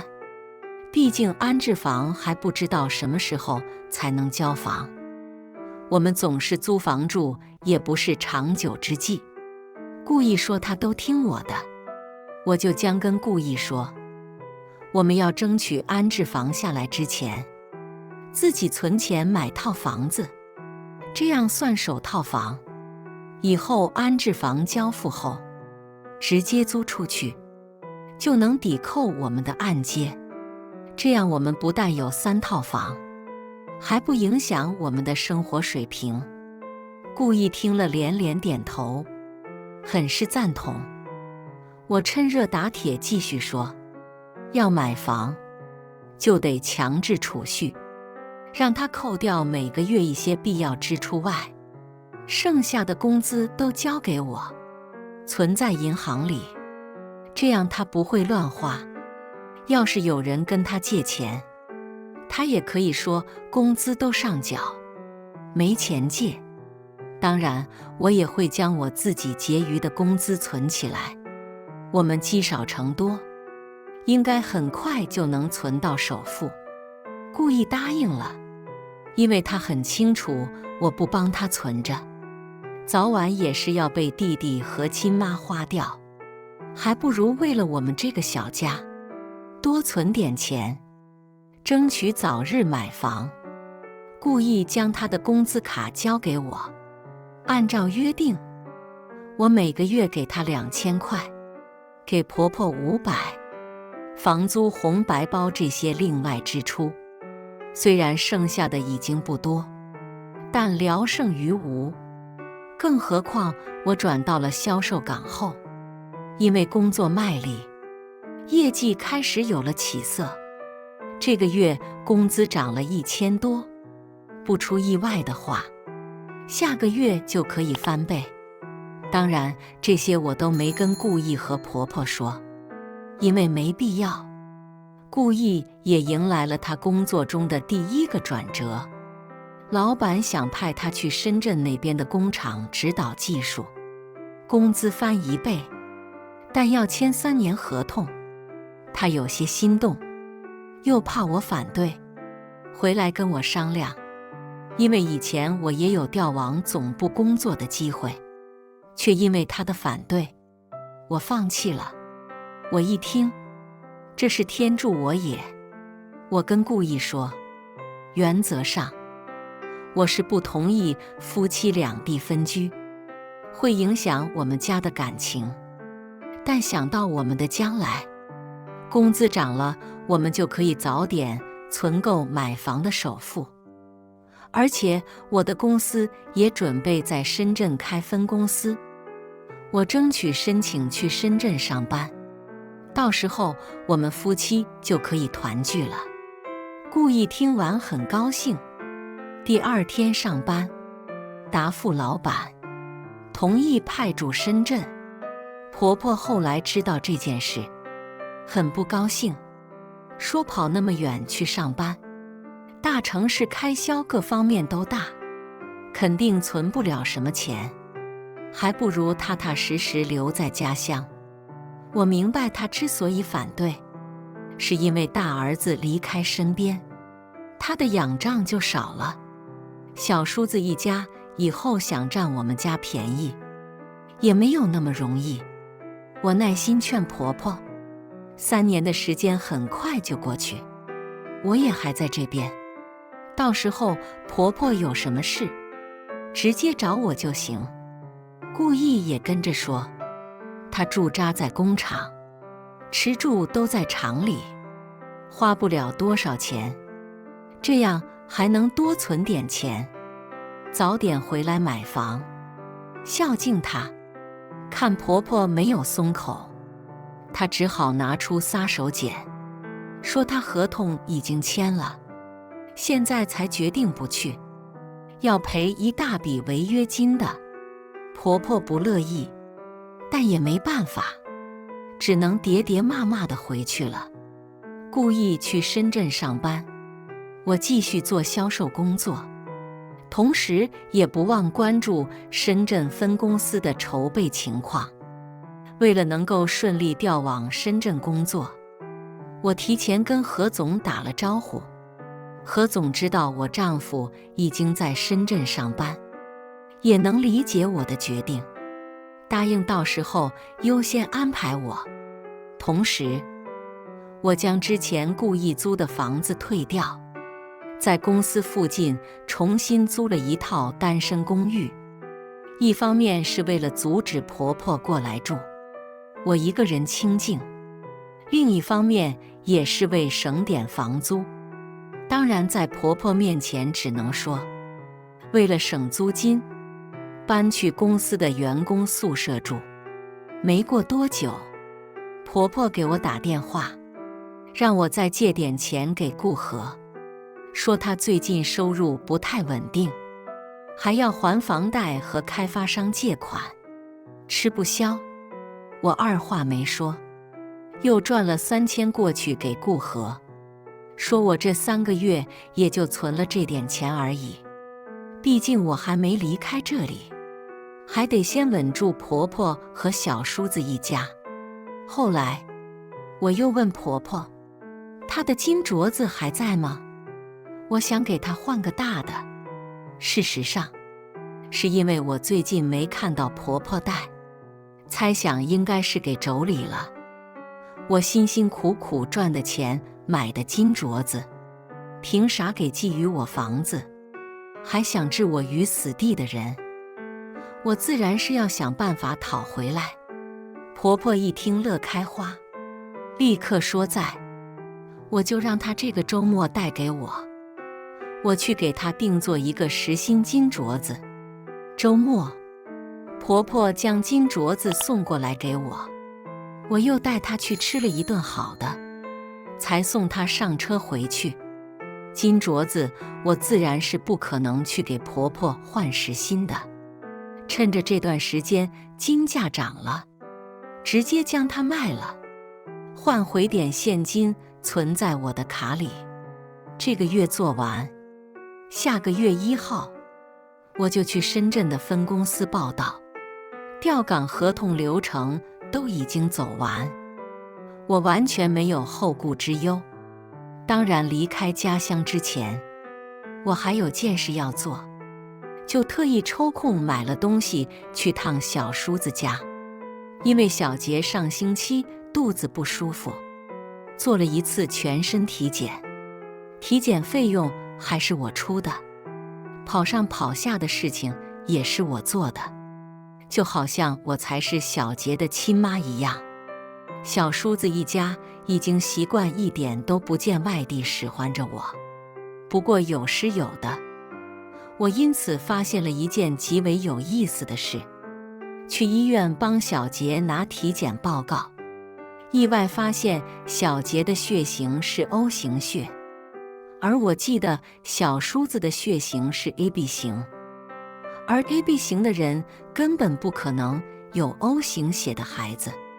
我离开之前，自然是要将这个好消息告诉小叔子，不然怎么舍得走。到了小叔子家，看到小杰自己一个人在院子里爬，脸上又是鼻涕，又是泥，脏兮兮的，就好像没人看管的孤儿一般。我喊了一声妈，没人应。显然婆婆跑去打麻将，将孙子锁在家里，以为这样就万事大吉了。我顺手拍了视频，发去给妯娌，还语气心疼地给妯娌发语音：彩玲，你怎么回事？小杰这么小，让他在院子里爬，也不怕冻着，饿得都吃土了，你是怎么当妈的？果然没一会儿，妯娌的电话打过来问我，婆婆没有在家吗？我跟妯娌说，我买了点东西来看孩子，门锁着进不去，喊人也没人应，就看到小侄子在院子里爬。妯娌一下子就炸了，在电话里骂骂咧咧，说死老太婆子，肯定又跑去打麻将，她马上就回去。妯娌在附近的工厂上班，没过多久骑着电动车回来了，叫了我一声大嫂后，一边气呼呼地开门抱孩子，一边恶毒地骂着婆婆，什么老不死的之类的话都骂出口了。而我在此之前刚打电话给婆婆，不出意外的话，赶回来的婆婆应该能听到妯娌骂她的这些话。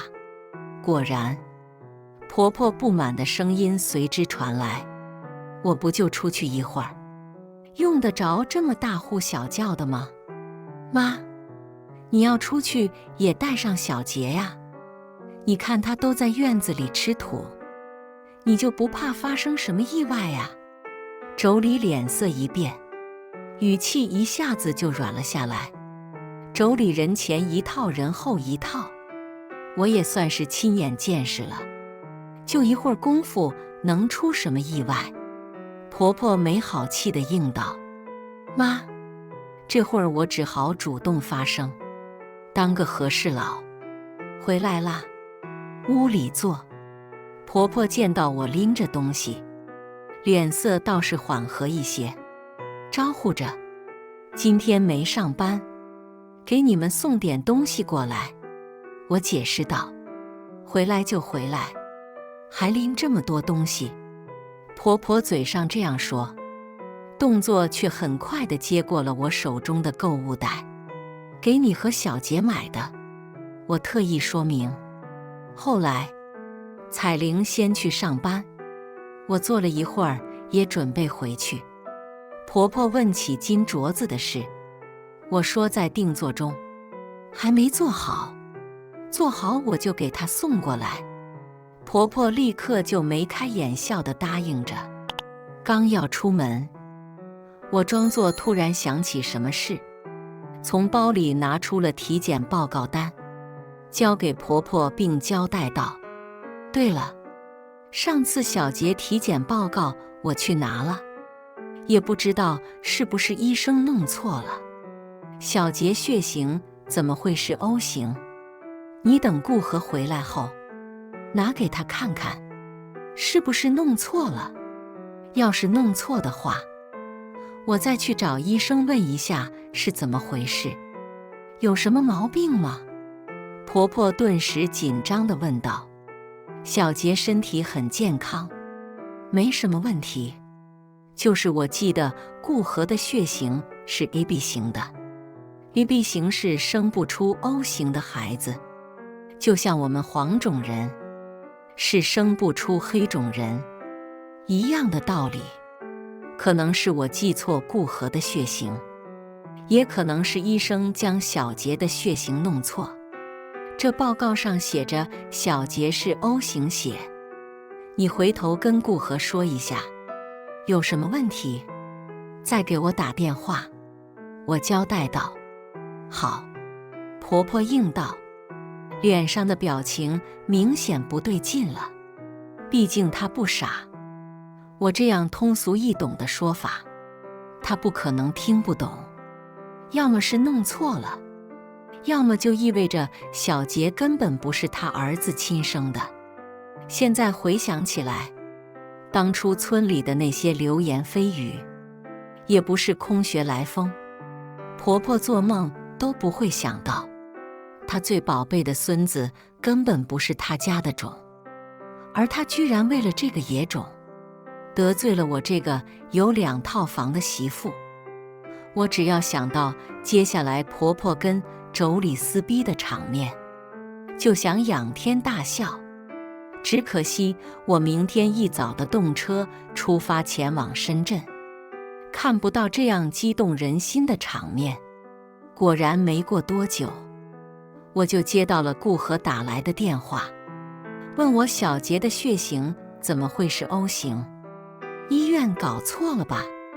我安抚顾和说，别着急，要是不放心的话，明天他带着小杰去医院抽血检验一下，2个人的血型都验一下比较保险。现在验血型很快的，不用一会儿就能出结果。顾和让我陪他一起去，我以要出差为由拒绝了。顾和会给我打电话，说明婆婆已经跟他说了。她虽然大学没考上，高中倒是有读，生物学上关于血型的知识肯定知道。即使不确定，手机搜索一下也很快就知道 AB 型的人是不可能生出一个 O 型血的孩子。所以她看到小杰的血型是 O 型血，自然明白意味着什么。第2天8点多，我吃了一顿丰盛的早餐后，就出发前往动车站，暂时告别了家乡，开始我全新的奋斗征程。至于婆婆和小叔子一家，就等着祸不单行吧。到了深圳以后，我按照顾意之前给的地址去找他。顾意见到我的时候，先是愣住了，不敢相信我真的来了。过了几秒后，突然冲过来抱住我。在餐厅里，顾意还是有些不敢相信地看着我。我昨晚还以为你跟我开玩笑，没想到你真的来了。我不是早就跟你说了，深圳的分公司一开，我就会申请过来这边工作的吗？我笑着应道。我以为没那么快。顾意笑得跟傻子一样。吃饭过程中，我陆续将3个多月发生的事情都跟顾意说了，包括顾和不听我劝告，硬要买房，婆婆逼着我拿钱给小叔子凑首付，还有小杰的血型跟小叔子好像对不上等等。顾意听得目瞪口呆，难以置信。顾意，我真是没办法了。最后我哽咽地说道，苏叶，你之前都没跟我说，我都不知道你在家受了这么多苦。我妈和我弟实在太过分了，我们自己都还没买房，还逼着你拿钱给顾和买房。顾意愧疚地说道。你在深圳这边，我不想让你操心，才没跟你说。我应道：就在这里。顾意的手机响了，是他亲妈打来的电话。婆婆在电话另一头呼天抢地哭骂妯娌不是东西，居然给他儿子戴绿帽子。小杰根本不是他们顾家的种，其中夹杂着顾和失控打人以及妯娌撕心裂肺的哭声。我看着顾意，只听到顾意后来说了一句：妈，你说什么？我听不到，我这里信号不好。然后直接挂了电话。我看着顾意，愣了几秒，没想到他会是这样的反应。然后故作担心地问道：你这样直接挂了妈的电话，可以吗？我现在人在深圳，管不了那么多。再说了，这是我弟的家务事，让他自己解决去，我们也不好掺和。顾意回应道。我第一次发现顾意原来也有这么果断勇敢的一面。再后来，听说顾和跟彩玲闹离婚，几乎天天上演全5行，婆婆也不带孩子了，逢人就说儿媳妇是只破鞋，不是东西。再后来，顾和彩玲因为房贷和开发商欠款还不上，被起诉，进了信用黑名单，房子也被收回去拍卖抵债。婆婆一开始还打电话找顾意，哭着喊着让他想办法帮他弟还钱。顾意一口回绝，毕竟不是几千，而是10几万，他去哪里抢那么多钱？以前婆婆找他，动不动就呼天抢地，他受不了，只能答应。现在他人在深圳，母亲最多只能打电话找他，他就敢拒绝。最后索性家里的电话都不接，而我早已经换了手机卡，转到深圳上班，更不用怕他们。再说他们过得越惨，我才越开心。至于婆婆后来怎么跟顾意说我的，我完全不在乎。走到现在这一步，我跟顾意能过就过，不能过就分。我也算是看破了，也因为看破了，没有心理负担，我跟顾意感情反而越来越好。再加上顾意现在很听我的话，除了必要的花销外，工资都交给我保管。而我在深圳的销售工作进展得很顺利，相信只要我跟顾意同心协力，很快我们就能存够买房的首付，过上好日子。即使买不起房，我们也可以等安置房交房，生活因为有盼头，一天过得比一天好。至于其他人，就让他们自生自灭去吧，我是管不着了。感谢大家的观看。本期视频大家觉得是第1个故事精彩，还是第2个故事精彩呢？欢迎大家在下方评论区讨论。如果你喜欢这类故事，还请点击订阅微光夜读，并分享给更多的人，这会对我帮助很大。再次感谢大家的观看。